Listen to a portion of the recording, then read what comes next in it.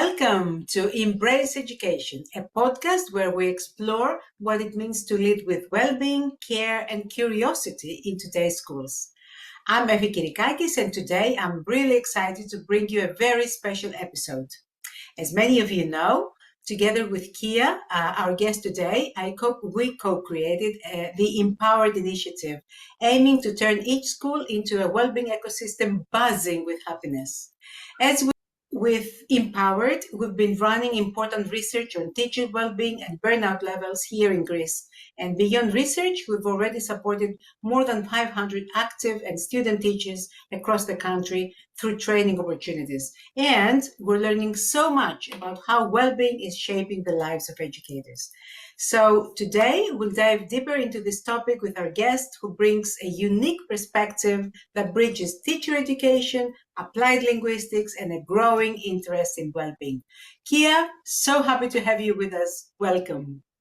Thank you very much. Thank you for the invitation. This is a wonderful initiative, raising awareness of the educational community in Greece and elsewhere, of course, about the importance of teacher well-being. So thank you very much for inviting me, Effie. Thank you for finding the time. It wasn't easy, but we managed. It's that time of the year, that is. Exactly. That's true. That's true. All right. So let me say a very few of the amazing things you're doing and you've done so far. So Evdokia Karavas is a professor of applied linguistics and teaching English as a foreign language at the Department of English Language and Literature at the National and Capodistrian University of Athens. She coordinates the pedagogic and teaching competence program, preparing future teachers of English, and has led major international teacher training projects for foreign language teachers in Greece. She also serves as a Deputy Director of the Research Center for Language Teaching, Testing and Assessment.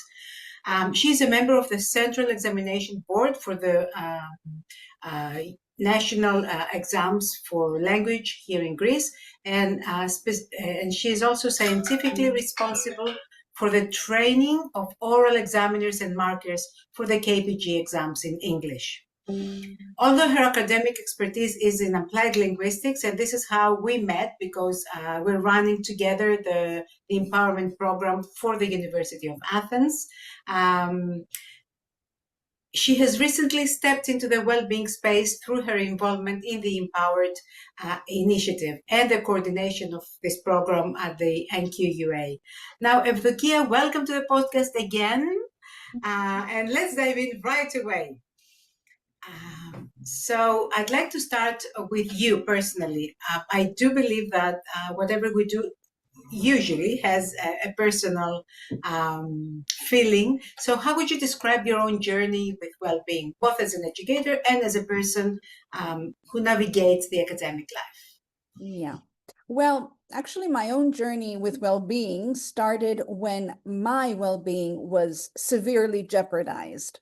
It was during the pandemic, during the lockdowns, actually, when at that time, apart from my various teaching responsibilities at university, I was also director of the Language and Linguistics division of my department. So I also had a heavy kind of administrative responsibility. So when the first lockdown took place, apart from trying to manage my own emotions and teaching, I also had to help my colleagues and support the department more generally, and help them deal with this new terrifying situation.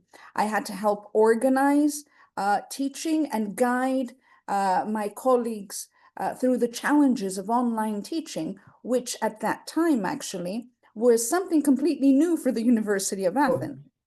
And for everybody. For everybody, exactly. At that same time, I was also involved in another project with two other colleagues. This was a project of the Municipality of Athens. This project, amongst many other things, offered language courses to adult refugees. So we were responsible for providing the training teachers, language teachers, to provide Greek language and English language support to adult refugees in Athens. So this was another kind of context that I had to deal with. Now, you can imagine how isolated, how terrified and alone these people felt during lockdown. Our refugee learners had no idea what was happening. They could not Mhm. understand and follow the directions of the government on what to do, what not to do, and so on.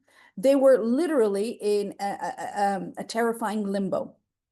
We had to train our language teachers to support and help their refugee learners and also support themselves during the lockdowns.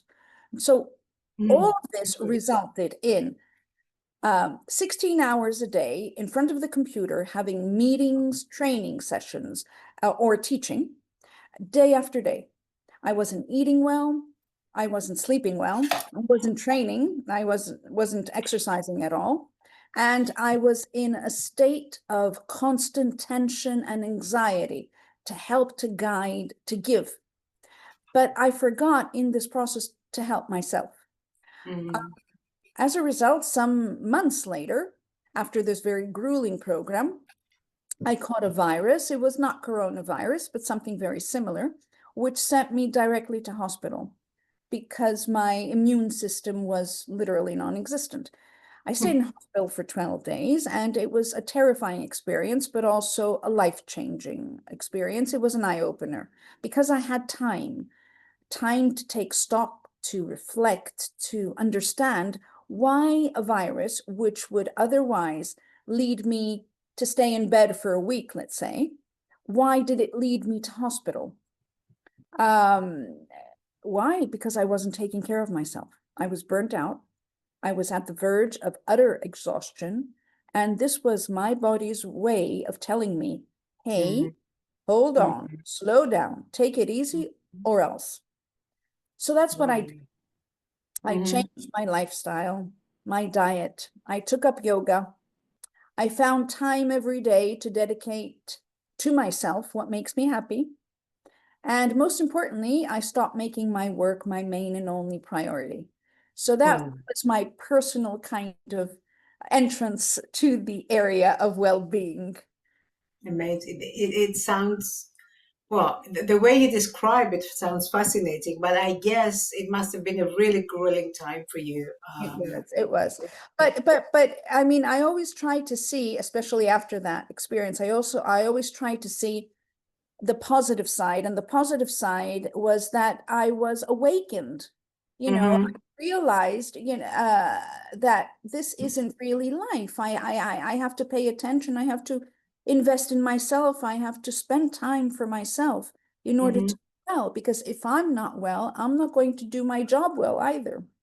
It's so simple. It's as simple as that. Yeah, And this is something women educators especially forget. yeah, We have so many responsibilities, roles to take care of. And you used three beautiful verbs. You said, I was there to help, guide, give. yeah, And so these roles absorb all our energy, and there is no time to give energy, time, everything. So there is no time, sometimes no time to give to ourselves. yeah, Mm. Right. So this is the personal part, and thank you yeah. for being so open and vulnerable, and sharing your story with us. Um, Academically, is there something that also draws you towards the subject of well-being and teacher burnout, since it sits a bit outside your original domain? Well, yeah, well, first and foremost, I'm a teacher educator.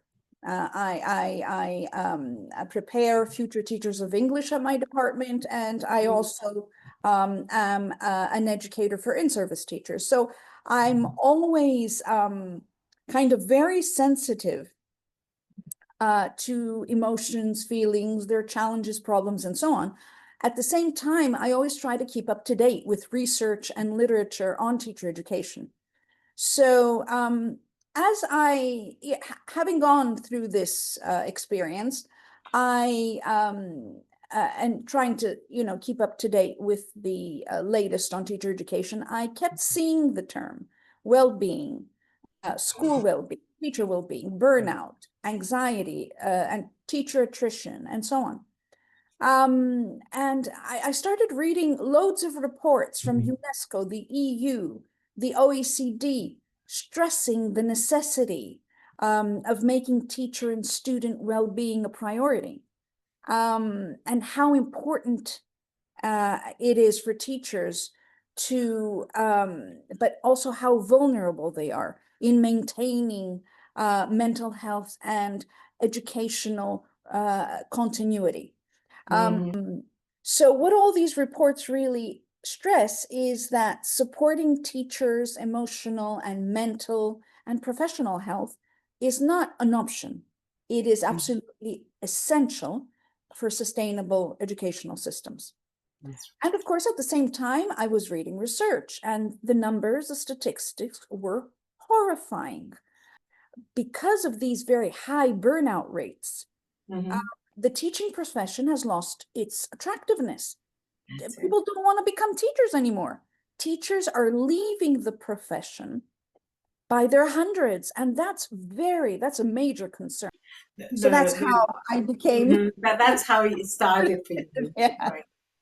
So this is the personal and this is the academic Yeah. aspect of your interest. And it's really interesting. I don't know if you've seen, UNESCO is running a campaign on social media about well-being in education. I was impressed. Really? When I said yes, for teachers and students. I was really impressed to see that I saw it in Facebook and Instagram.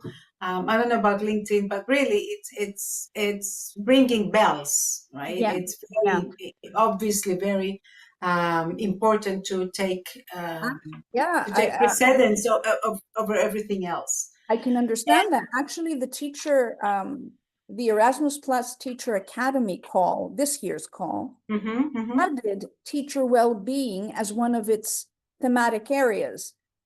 So that's very telling of how much importance is given to teacher well-being. Yeah.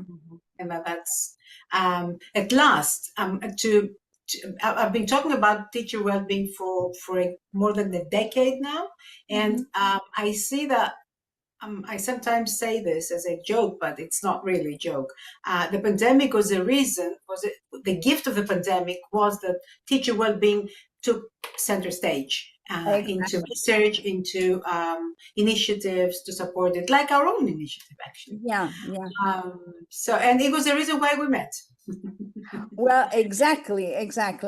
Yeah. It was in my search, after I had become so sensitive to this. And of course, I shouldn't forget, I have close contact and cooperation with English teachers because I'm in the English department throughout Greece, in-service teachers. And for years, I've been hearing these horror stories from teachers because it's not new.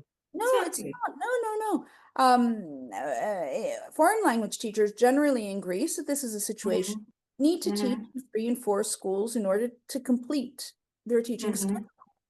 So this means that they're literally throughout the day running from one school to the next, not being able to become an organic part of any school, dealing with different headmasters, different school cultures, different groups of colleagues, and of course, being always regarded as teachers of a secondary, not primary subject. So they have this special status and special work arrangements that make them very vulnerable to burnout and stress, English teachers in Greece. Yeah. So that's another reason that made me very sensitive to the issue. Yeah. That reminds me of a study by Sarah Mercer and her associates on the status of teacher well-being, English teacher well-being, or second language teacher well-being. And it was exactly what you're saying. They're considered like second level, if you wish, teachers. And since we're talking about in-service teachers, are there any other patterns that have caught your attention regarding them? What patterns you mean in Greece? Yes, obviously. Apart from meeting you, because I was in search of somebody you kind of helped me in this venture of kind of supporting teachers, English teachers, in terms of well-being. I hadn't come across any research or any studies in Greece. It was as if, you know, in Greece we lived on cloud nine and we had absolutely no problems in the literature, I mean, in the academic literature. So I was looking for somebody to help me investigate this issue. And as you know, we met purely by chance at a conference. And yeah, I think we clicked immediately. We very quickly realized that we're on the same wavelength. We have the same vision. And we started the Empowered Initiative, as you said in the beginning, which really has three pillars. The first pillar is supporting education advisors to support and empower teachers to be more effective and resilient in their work. And of course, also offering support to in-service teachers. So that's one strand. The other is developing a training program and supporting pre-service teachers in issues of well-being. And the third was the research strand, the research component. And we designed a questionnaire in order to investigate teachers' levels of well-being, anxiety, burnout, and their levels of job satisfaction. And from this research, I think I wanted to excuse me to interrupt. So very very key alike.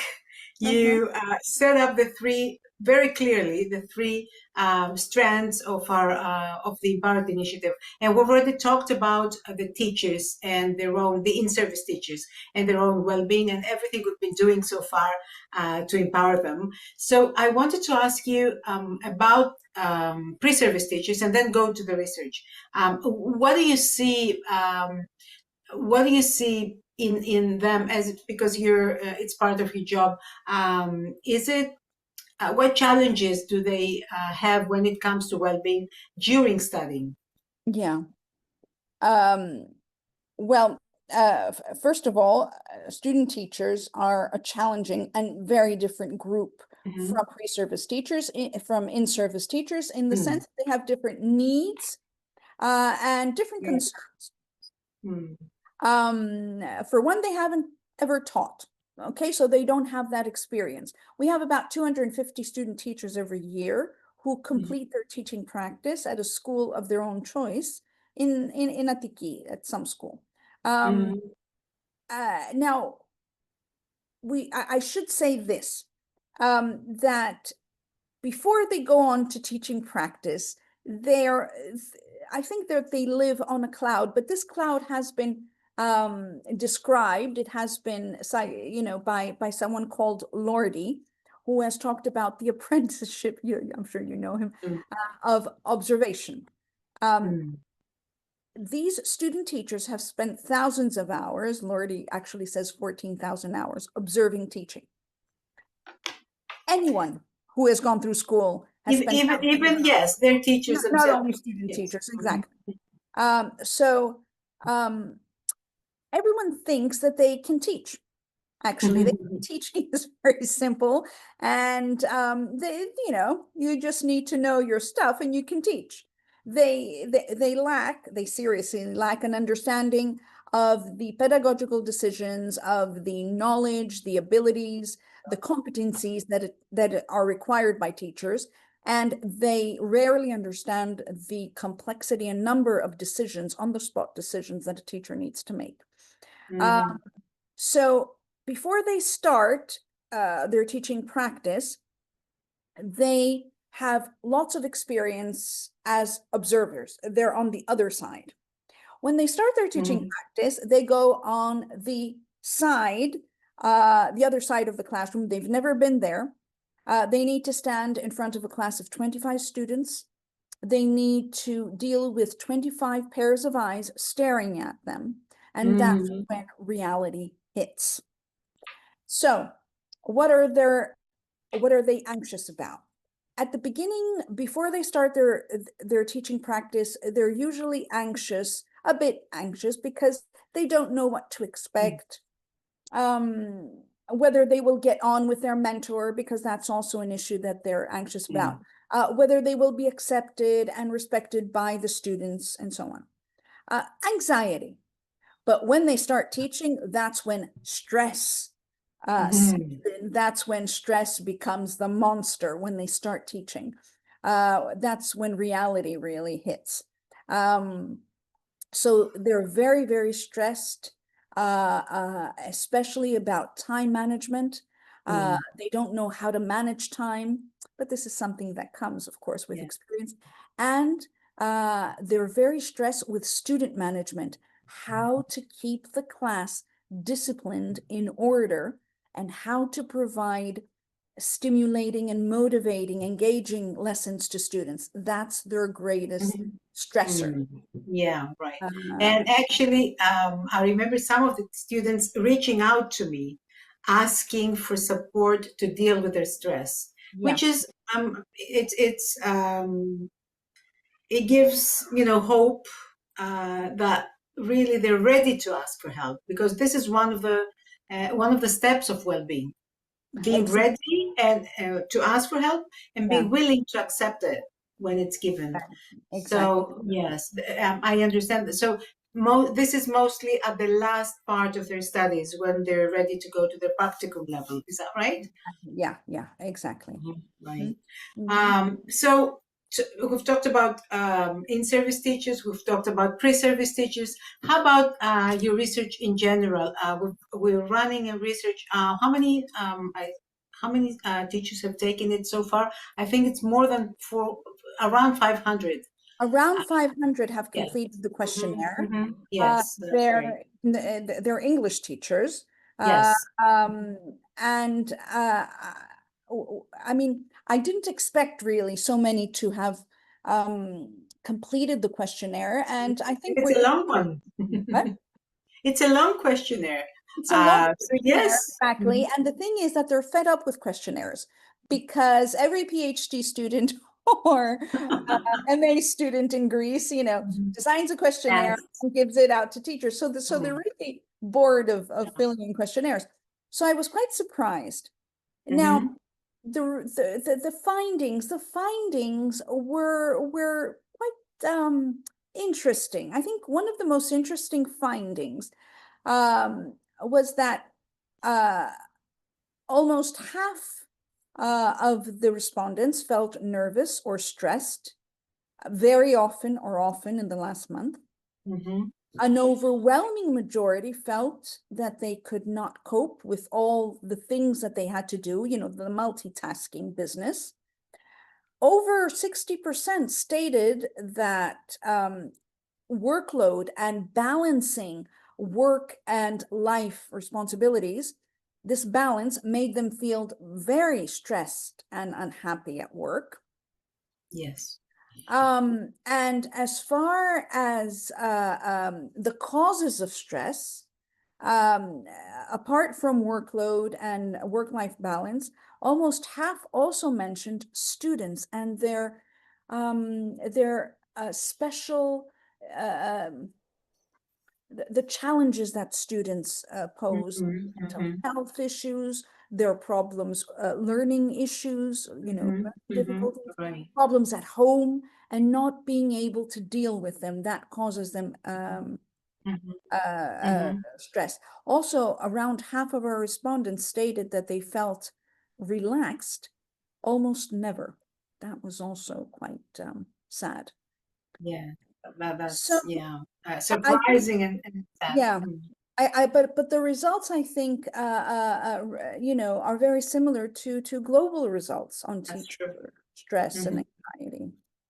Both for the causes and for the level of burnout. Yeah, What I found very interesting is that um, almost half say that or more than half, say that they have difficulty dealing with daily stressors. But on the other hand, it's they said, and pastoral concerns, as you said, yeah, pastoral concerns were a big issue for them. But on another question, saying, do you know how to deal with students' issues? The answers were mostly yes, Yeah. which is, it's interesting. It means something. It's this kind of tendency of teachers to show that they know their stuff, that they're not Yeah. lacking in knowledge or Mhm. ability, because they don't know who's going to see the results, how these results, Mhm. although we Mhm. had Mhm. explained that it's anonymous and so on. Um, Yeah. but I think And because I've seen it many times in questionnaires given to teachers, they don't want to seem lacking in yes. ability or knowledge in an area. So that's why they say, yes, we know how to deal with it. Well, Mhm. but they also said, Um, if you remember, Effie, they also said, more than half said that they desperately need training and information and awareness raising about mental health issues in yes. Indeed. And that's what we're doing together with Empowered. yeah, Um, so we're trying to touch the subject of well-being in education from every possible angle, yeah, so that the result is actually something that can support teachers in their own journey, whether before they start or after exactly. their teaching journey. Mhm. Um, Time is running, and I wanted to ask you if you could give one piece of advice to student teachers entering the profession, what would it be to help them protect their well-being? I would say, don't worry. We've all been through the same motions. We've all Mm, gone through the same emotions. All teachers, I mean. Uh, Teaching, among many other things, I believe, is an art that is cultivated and refined over mhm. time with practice and through trial and error. Oh, I tell them, you're going to make mistakes. You can't teach without making mistakes, but be prepared to accept them and learn from them because teaching mhm. is really never-ending learning. So, Once a teacher, always a student, uh, yes, as we say. exactly, exactly. Exactly. One more question that we're going to put before the last one. We're going to change the story. What do you think are the most urgent steps that institutions, policymakers need to take to better support teacher well-being in Greece and across Europe? In Greece, In Greece, let's concentrate to Greece, I think. okay. Well, in Greece, as I said, teacher and school well-being is completely neglected. It's not an Mm-hmm, issue. Um, and I think it has to become an issue as it has become in all European countries and other countries of the world. I think mm-hmm, it's essential, first of all, to offer training. This is what teachers also said. mm-hmm. Training on developing teachers' social and emotional competencies, and to provide teachers with information and training on mental well-being, on their own mental well-being, and how to deal with and manage student Student. well-being. Mm-hmm, Need a need for training. I think that's absolutely important. mm-hmm, I think mm-hmm. an expert group needs to be set up by the ministry, comprising of researchers, teachers, psychologists, um, to develop evidence-based policy recommendations in order to tackle with well-being challenges faced by Greek teachers and students. Yeah. Uh, and make, of course, recommendations to the Ministry of Education, but based on evidence and based on Mm-hmm, specific challenge mm-hmm. Yeah. that teachers face. And also to develop and sustain support and feedback mechanisms. Teachers don't have mechanisms to turn to if they're facing a problem. From our questionnaire, when we ask teachers, when you have a problem or you feel stressed, who do you turn to for advice or help? And most teachers said, another colleague. Yes, but another colleague may not Right. be able to help you. The other Mm-hmm, colleague is not a mm-hmm, professional in the area. So I think mm-hmm, that support mechanisms need to be set up so that teachers know where to go in case they're facing an Right. issue.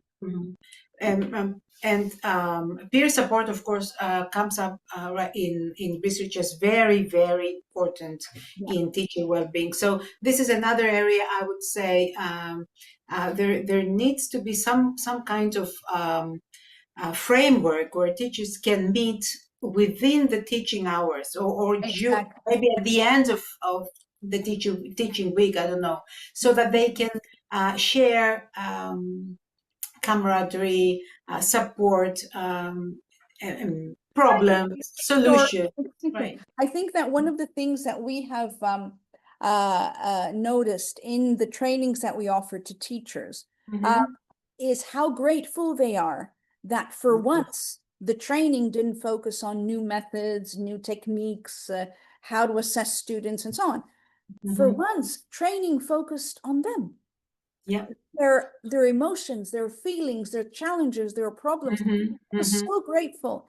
And what a wonderful time we had during those seminars and workshops, because we opened up and we shared our stories, our challenges, and how much teachers enjoyed, but we're also very grateful for. So I think what you said is absolutely essential.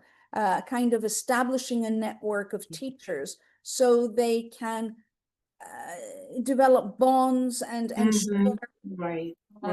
Community, a spirit of community. Exactly.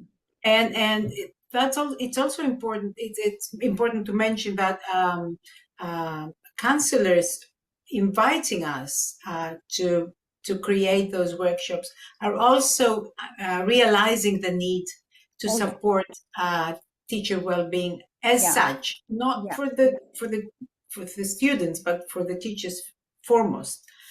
First and foremost for them. Right.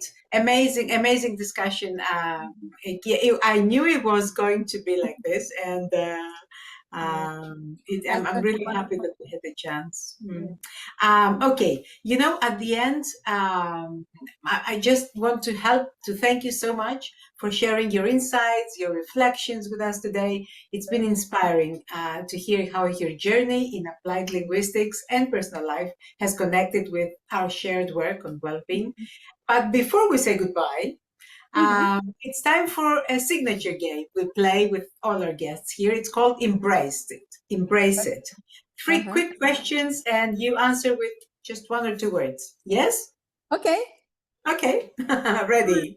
All right. So what's one daily habit that you embrace to support your well-being? Always find time for yourself every day. Whether it's half an hour, to do something that makes you happy. Find time for yourself. Find time for yourself. Okay. What challenge in education do you think we need to embrace instead of avoid? I think one challenge that we need to embrace is teaching students how to learn and unlearn. This age of constant fluidity and change. I mean, just focusing on transmitting knowledge, information, facts to students really is a waste of time. Students can find this information on the spot through the internet, and it's such a boring process for students. What we need to do is help them become adaptable so that they can navigate this fluidity and ambiguity. We need to make them critical thinkers, able to discern valid, true information in this world flooded with misinformation. And I think we need also to normalize failure as part of learning. In other words, we need to make students see mistakes, errors, failure, not as a setback, but as a stepping stone, something to learn from and will take them further. And Right. generally teaching students to unlearn. In other words, Mhm, mhm, go of outdated knowledge when new evidence, of course, emerges. So mhm. learning how to learn and unlearn, I think that is the challenge of education that we shouldn't avoid. Right, That's the way right. forward for me.